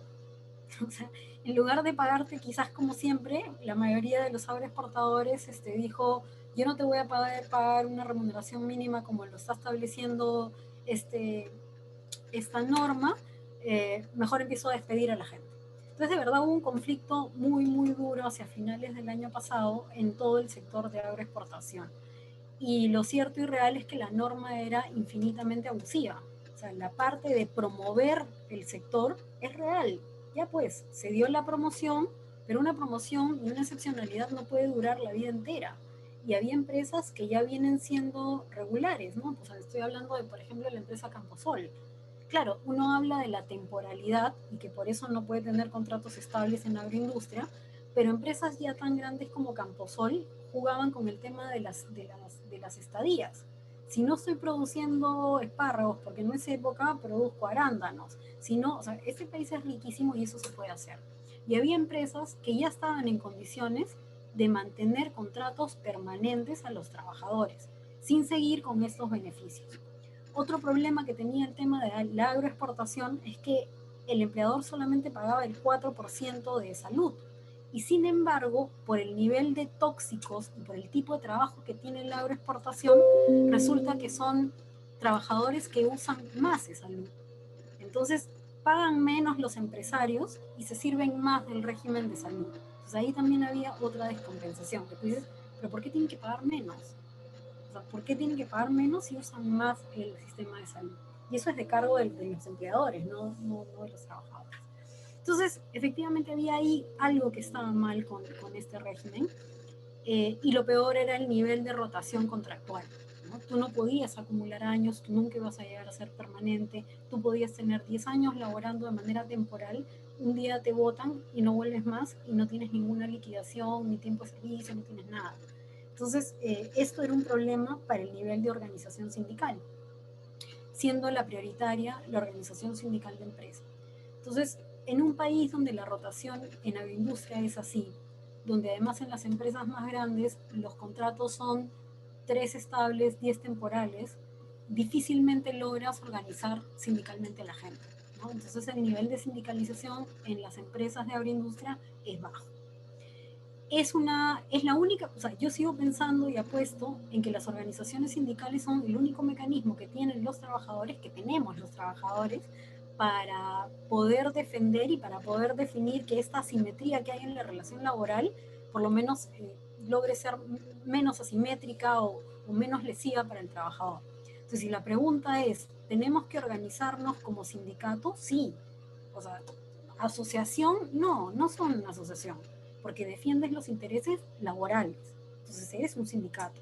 Una asociación sin fines de lucro puede ser una ONG, puede ser cualquier otra cosa. Pero si eres trabajador y lo que defiendes son intereses colectivos laborales, es un sindicato lo que se tiene que hacer. Ahora, en el caso de agroindustria, por el tipo de rotación que hay, por la diferencia que hay entre la alta agroindustria, la baja agroindustria, la autoagroindustria, yo diría que la solución es lo que está haciendo ahorita y hace muy poco un frente que se armó justamente y que han hecho los paros y las movilizaciones en Ica, ¿no? Y que han paralizado casi un mes todo el trayecto al sur. Ellos primero forman un frente para justamente debatir, porque me queda clarísimo que las organizaciones sindicales son autodeterminación. O sea, yo no necesito que alguien venga a organizarme. Yo me organizo porque tengo estos problemas. Por eso decía la importancia de que los estatutos no sean copia y pega, que los estatutos respondan a la necesidad que tiene cada grupo. Entonces, este frente se conforma y con la ayuda de muy buenos abogados, el doctor Mujica Petit, ha estado Javier apoyándolos en la conformación de una organización sindical de rama. ¿Eso qué hace? Evitar que los despidan. Porque si tú tienes un sindicato de empresa, es muy fácil saber quiénes están sindicalizados y con el nivel de rotación que tenía la ley, votarlos a todos al día siguiente y no pasa nada, ¿no? Y bueno, luego hacen un juicio, quizás regresen, quizás no, pero regresarán en 5 años. Y ya les eche miedo a todos los demás para que nunca más vuelvan a organizarse. Entonces, la propuesta siempre en el sector de agroindustria y en los sectores en donde hay este nivel de rotación, este nivel de legislación que puede ser tan lesiva para los trabajadores, es que sean organizaciones de rama, porque así te voten, vas a estar dentro del circuito, es un poco tipo construcción civil, ¿no? Es un poco tipo construcción civil. Tú puedes estar desempleado, pero perteneces al rubro, y en algún momento vas a volver a reengancharte en lo mismo. Y el ser sindicato de rama evita que tu empleador pues finalmente te tenga a la vista para despedirte o para hostigarte o para lo que sea. Entonces la respuesta directa al señor Raúl Ángel Alba es que sí, es un sindicato la opción, pero es un sindicato de rama, que además creo que ya lo han formado hace muy poquito, ¿no? Debería ser así. Sí. Doctora, buenas noches. Hola, Raúl. ¿Quién le habla? Ya tiene varios años trabajando en lo que es agroexplotación, recursos humanos. Y me doy cuenta que el empleador no tiene, o sea, no hace trabas, no pone trabas con respecto al tema de sindicatos. Porque tal vez más fácil para él tener una comunidad de obreros en determinados momentos que puedan estar disponibles para sus temporadas altas como para las temporadas bajas. Porque el agroexportador no solo compite con otras agroexportadoras, sino que ahora hay un nuevo competidor, que son las asociaciones agrícolas, las que antes tú pactabas el tema de alquileres, pero ahora ellos ya no te arriendan los predios, sino que ahora tratan de venderte el producto, lo que repercute en que ya no requieres tanto personal, porque bueno, es un tema, bueno, creo que hoy no se ha dado cuenta en los últimos marchas que el problema no es no solo agroexportadoras, sino también las nuevas asociaciones agrícolas que han empezado a capacitarse, ahora quieren abarcar más mercado, y eso genera también un poco de desbalance porque ellos te pagan en efectivo, no siempre te dan las boletas, suele ser un poco más informal, la doble contabilidad, temas así. Pero el agroexportador creo que no ve mal el tema del sindicato. Creo que él espera el tema de sindicatos como para poder a futuro, en sus futuras campañas, poder tener un precio fijo en lo que te va a pagar para obreros de primera mano, la mano de obra de primer nivel, porque lo que él necesita es gente con la que él siempre pueda contar para sus campañas, para trabajar el producto. Es el tema, pero no siempre, claro, no hay sindicatos.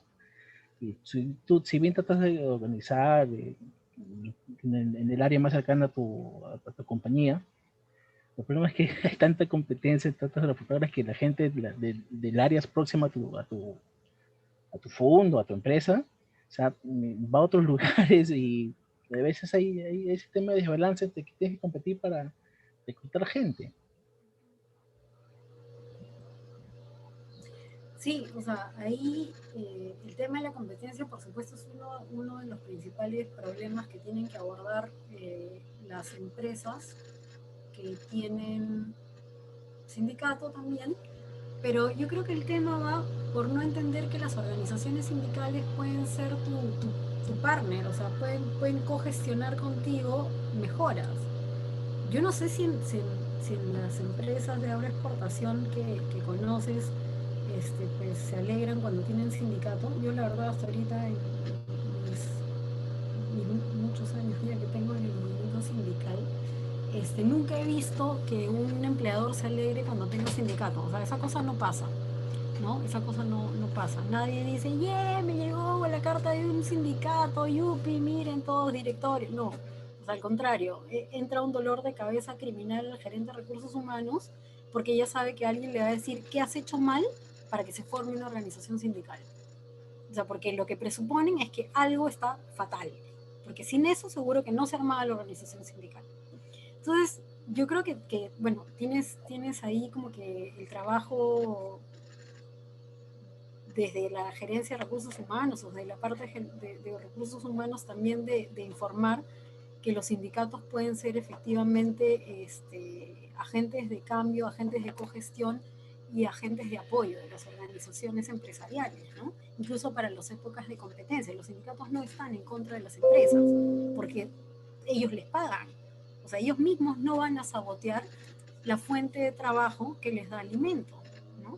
Entonces ahí sí yo coincido contigo que debería haber un equilibrio en donde finalmente se pueda poder conversar realmente. El problema que yo veo en este país es que los sindicatos están estigmatizados, ¿no? Si hay un sindicato, seguro pues que es un rojete, y que es un rojete, mira, que en otros sitios directamente te hablan de terruco para arriba y terruco para abajo, ¿no? Entonces, hay mucho estigma en la organización sindical. En otros países obviamente eso no es así, porque hay culturas de diálogo. En nuestro país no hay cultura de diálogo. Por eso es que además la conciliación extrajudicial nunca funcionó, porque preferimos ir al litigio, preferimos ganar 100 contra 0. No es posible que lleguemos a un acuerdo 50-50 y eso es cultural. Eso daría para un charlón de sociología del trabajo. Pero efectivamente yo creo que hay entidades que finalmente han entendido que los sindicatos pueden ser partners en la gestión para conseguir más clientes, para mejorar la cara frente a la competencia, para una serie de cosas. Lamentablemente, lo que yo sí he vivido en el ejercicio profesional con empresas de agroindustria no ha sido favorable a los sindicatos, ¿no? O sea, he visto muchos trabajadores despedidos, muchos trabajadores a los que se les ha encerrado en un galpón hasta que no firmen la renuncia de una organización sindical. Se ha visto de verdad cosas bien duras, bien ilegales, de las agroexportadoras, ¿no? Entonces, qué genial que tú puedas trabajar en una en donde no es tanto así. Sí, muy importante lo que nos comenta Raúl Alba, ¿no? Por otro lado, Alfredo Lazarte, bueno, felicita su disertación e indica, ¿no? Ante la situación que atravesamos por el COVID, desde su experiencia, ¿cómo se viene desarrollando la constitución de organizaciones sindicales? ¿Cuánto está o quizás no ayudando la tecnología para que los trabajadores se organicen y formen un sindicato? ¿Hay flexibilización para los temas de asamblea? ¿Y cómo se vienen realizando las reuniones de los trabajadores? A partir del decreto 1499 la cosa estaba más clara. O sea, pese a que no ha habido, digamos, no ha habido normas en la época que hemos tenido la cuarentena dura, o sea, que ya nadie podía salir, que había policías, que había militares por todos lados, digamos, los sindicatos que han estado siempre mucho más activos han sido los de gente que tenía que trabajar. Por ejemplo, traigo a colación el caso de Bacus porque efectivamente me pareció que era un exceso, ¿no? En el caso de Bacus empezaron a tratar de hacer pasar como que obligatoria la elaboración o el trabajo en las plantas donde hacían cerveza, bajo el rubro de que ellos producían agua. Entonces, los sindicatos lo que han tenido que hacer es ir a la fiscalía, traer a la policía, señalar que estaban poniendo en riesgo la vida de los trabajadores porque los estaban obligando a ir a trabajar cuando no tenían que hacerlo. Entonces, durante la pandemia no ha habido normas, los sindicatos igual se han movido. Con organización sindical vigente o no, o sea, al guerrazo, lo han hecho. Y eso a mí, yo creo que a muchos ha demostrado que la labor de los sindicatos es súper importante no solamente en situaciones de crisis, sino debería ser siempre, ¿no? Entonces, a partir de que sale ya el decreto legislativo 1499 está un poco más normado eso, ¿no? Porque ahí te dicen cómo vas a relacionarte con tu empresa, cómo vas a relacionarte con la autoridad administrativa y cómo vas a llevar a cabo tus actos sindicales. Entonces, las constituciones de los sindicatos ahorita se están dando gracias a la ayuda de la tecnología, ¿no? Yo creo que ha mejorado notablemente el tema de las asambleas y a partir de ahora en adelante yo creo que las organizaciones sindicales lo que están haciendo es cambiando y modificando los estatutos para que los estatutos se puedan hacer asambleas virtuales siempre, no solamente de manera excepcional. ¿Por qué? Por ejemplo, en sindicatos nacionales, ¿no? Que aunque ustedes no crean son varios, TOTUS, por ejemplo, era imposible tener una asamblea nacional, o Prosegur, que también tiene un montón de sindicalizados en varias regiones. Era imposible coincidir con todos, además por el horario de trabajo, y bueno, pues los dirigentes no podían ir a un montón de plata, ir haciendo asambleas regionales. Ahora todos se pueden juntar un domingo en el Zoom y tienes una asamblea de 800, 900 personas donde todas pueden opinar al mismo tiempo, votar y ejercer su derecho a la libertad sindical. Siento que en el tema de libertad sindical, la utilización de los medios de comunicación así va a mejorar la calidad del propio trabajo sindical. Las capacitaciones ahora se están dando así. Las puedes tú grabar y luego las pasas cuando el trabajador ya llega a su casa, ¿no? O puedes poner horarios flexibles para capacitar a los trabajadores. Entonces hay una serie de cosas que yo sí creo que impacta positivamente el uso de estas nuevas tecnologías, ¿no? ¿Qué cosa es lo que podría significar, por ejemplo, que se extraña la asamblea real? Sí, o sea, no es lo mismo tener una asamblea en donde estás votando una huelga y lo único que ves son nombres, ¿no? No ves expresiones, no ves que alguien realmente se indigne, porque mucho dice también físicamente, digamos, las actitudes corporales de las personas, ¿no? Y eso sí se ha perdido un poco. Yo sí siento que el movimiento sindical sí necesita esa empatía, ese verse, ese conocerse, saberse común, ¿no? saberse igual. Entonces yo siento que se ha perdido un poco eso, pero a nivel de capacitación, a nivel de poder juntar gente que antes no se podía juntar, yo creo que es un impacto positivo. Y a lo otro, pues nos tendremos que ir acostumbrando poco a poco, porque el tema del COVID va a tener para rato, ¿no?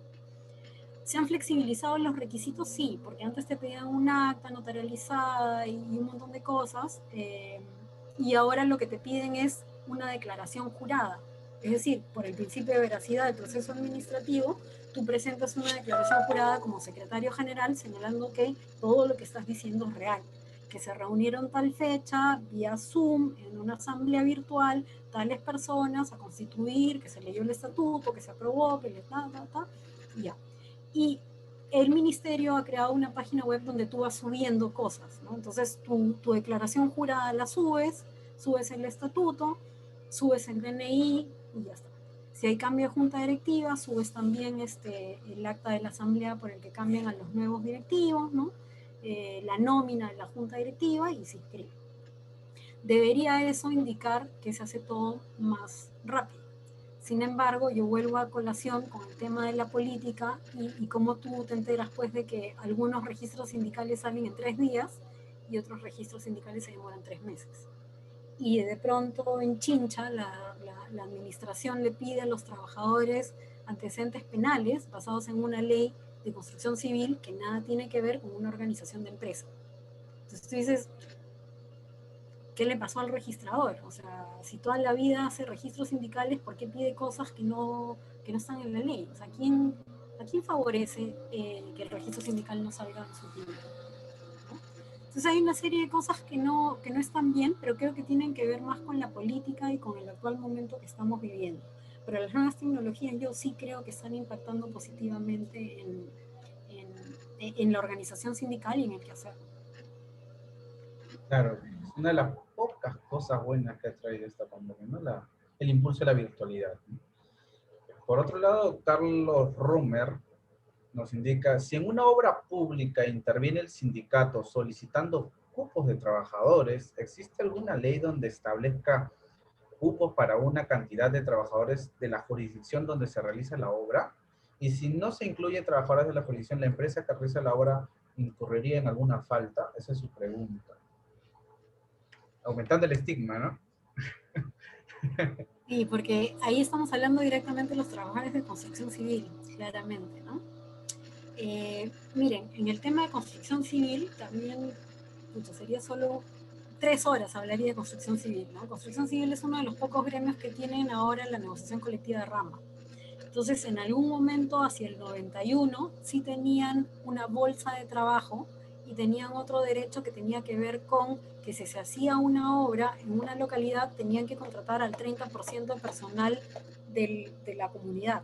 O sea, que no podías traer gente de Lima, sino que tenías que contratar a... Eso se ganó por convenio colectivo. Eso se ganó antes del 91.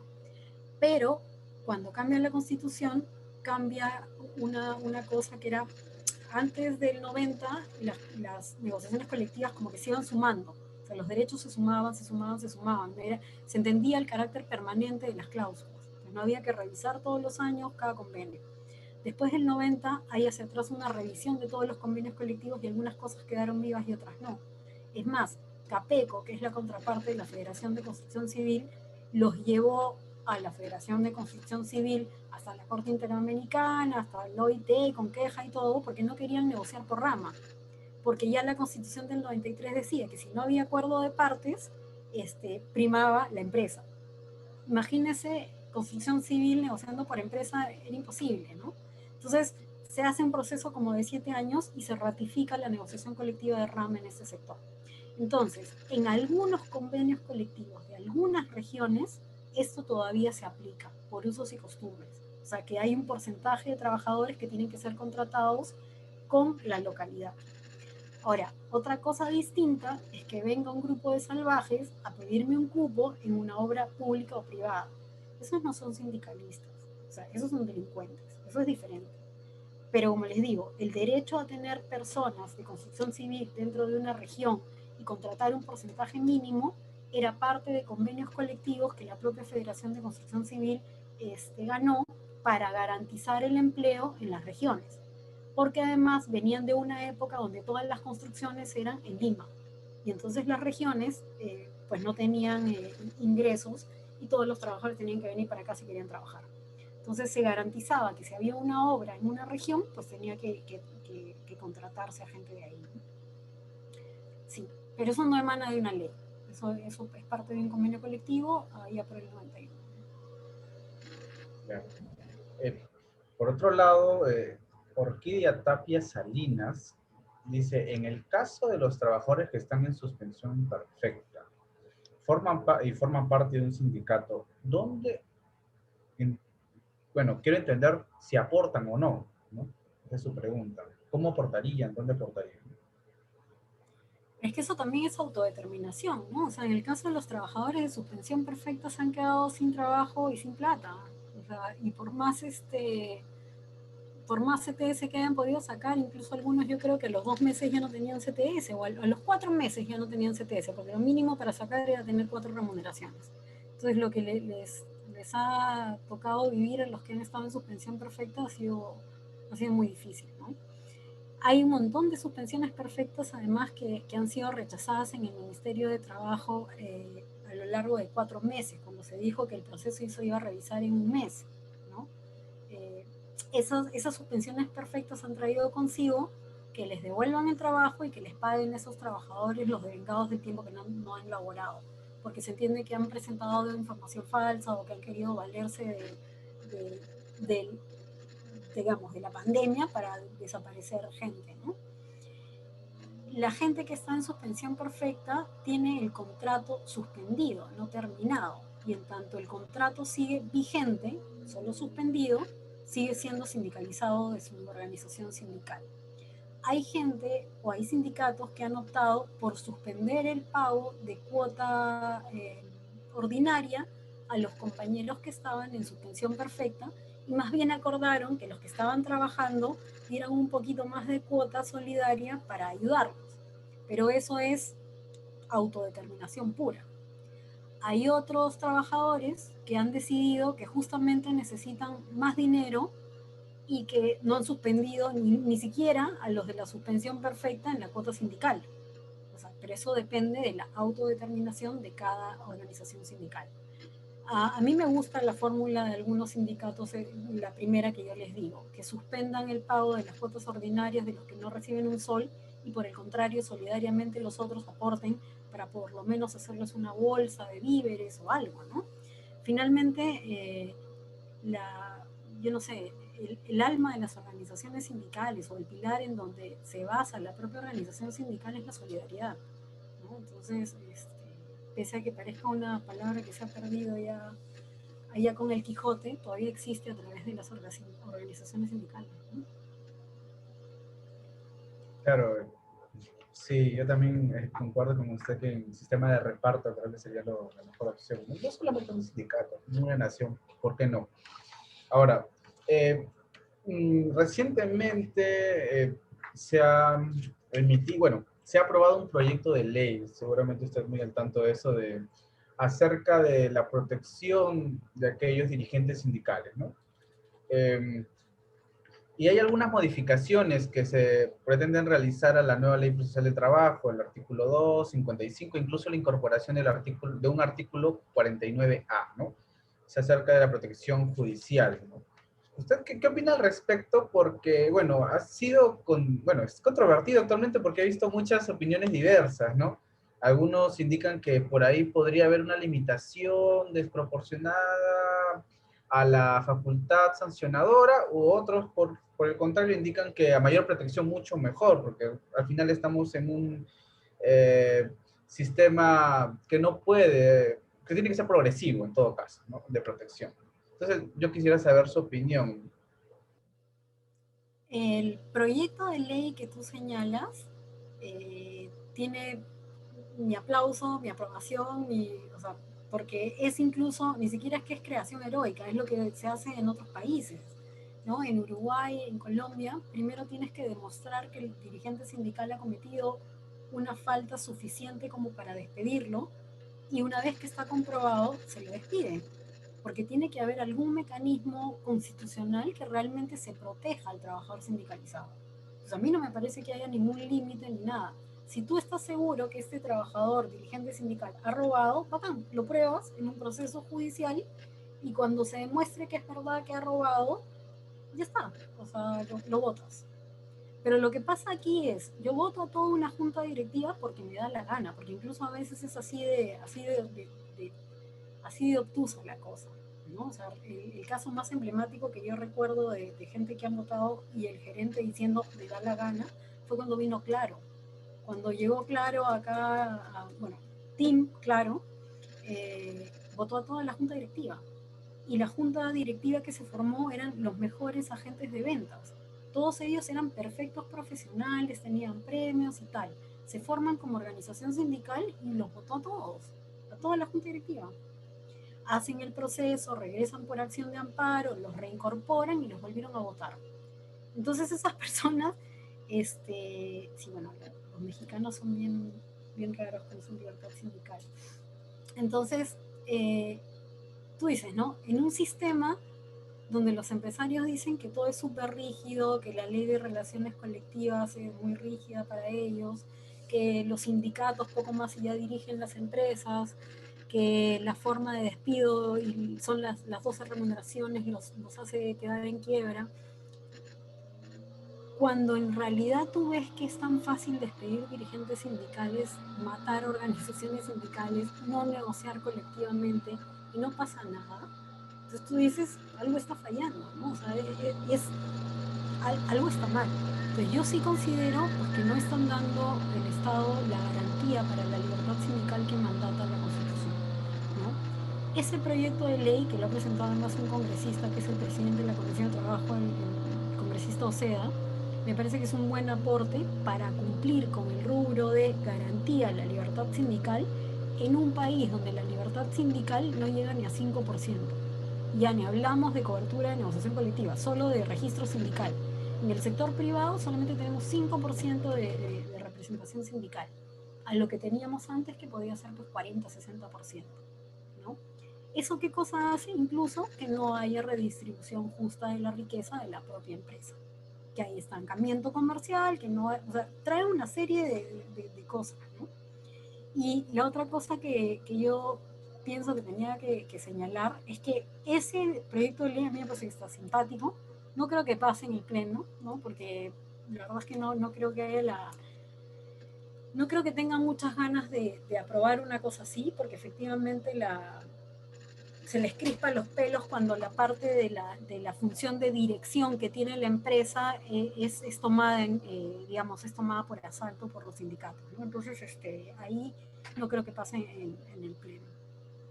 Lo que no me gusta del dictamen, y eso sí lo voy a decir, o sea, ese proyecto en particular está bien simpático, pero han juntado dos proyectos en una cosa que no tiene relación directa. O sea, el proyecto tiene que ver con libertad sindical, pero han juntado un proyecto del congresista Paza, del congreso anterior, que tiene que ver con divergencia. La divergencia es esta maravillosa cosa que nadie sabe cómo se va a terminar, porque creo que hasta ahorita no hay ninguna divergencia terminada, donde la empresa dice a principios de año que en caso de huelga ellos necesitan para operar a todos sus trabajadores. Y el sindicato dice, no, necesitas vigilancia, seguridad, limpieza y mantenimiento. Y la empresa dice, no, necesito 6.000 trabajadores. Y el sindicato dice, no, necesitas 4. La divergencia es ese proceso en donde tú te tienes que pelear entre 6.000 y 4. Entonces, hay ahí un entrampamiento que la propia ley de relaciones colectivas no ha resuelto, ¿no? Y han juntado el proyecto de APASA, donde no resuelve tampoco el proyecto. Entonces, han juntado un tema de huelga con un tema de protección y garantía de la libertad sindical de dirigentes, y luego una cosa que me parece inocua, porque que es el proyecto de Johnny Lescano, que tiene que ver con que un trabajador puede afiliarse directamente a una federación sin pasar por un sindicato y a una confederación sin pasar por una federación. Entonces, los tres proyectos juntos me parece que sí tienen que ver con relaciones colectivas de trabajo, pero me parece que abarcan cosas completamente diferentes. Entonces, siento que el dictamen no, o sea, no me gusta por eso, porque el tema de divergencia tendría que zanjarse de otra manera. Y bueno, del Lescano da igual si existe o no, pues la verdad es que no me parece muy importante para los efectos prácticos de la libertad en sí. Pero el proyecto solito, sobre la garantía y el cambio a la norma procesal, me parece necesario. Me parece necesario. No me parece que sea interferir en la capacidad de las empresas, sino por el contrario garantizar la efectividad de un derecho que ahorita no está garantizado. Y con eso me despido, porque pronto ya viene el toque de queda y tengo que salir de aquí. No, más bien muchas gracias, doctora. Ahí las felicitaciones se hacen ver mucho en el chat. Asimismo, recordarles también a todos, bueno, manifestarles a los participantes que, bueno, la doctora es parte de la comuna, ¿no? Que es una asociación de asesoría legal, Sindical. de sindicatos, ¿no? Por ahí les voy a dejar, a ver, en el chat les voy a dejar un enlace que es la cuenta de Facebook. Ahí la pueden seguir, tiene casi ya 2.500 seguidores.